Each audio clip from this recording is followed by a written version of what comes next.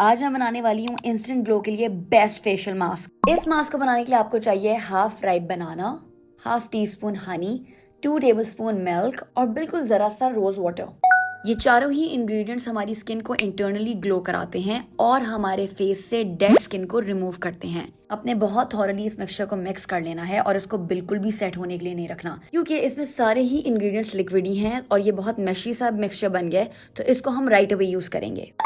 आपने अपने साफ धुले हुए चेहरे को सबसे पहले तो ड्राई कर लेना है और उसके ऊपर इस मिक्सचर को बहुत अच्छे तरीके से अप्लाई कर लेना है। इसको आपने अपने फेस और अपनी नेक पे अप्लाई करना है। अगर आपके पास एक्स्ट्रा बच गया, जिस तरह मेरा बच गया था, तो मैंने इसको अपने हाथों पे भी लगा लिया है। आपने इस मिक्सचर को 15 मिनट्स के लिए अपनी स्किन पे लगे रहने देना है, तब तक जब तक ये थोड़ा ड्राई ना हो जाए, और उसके बाद नॉर्मल वाटर से आपने इसको थॉरली वॉश कर लेना है। So here is the moment of truth.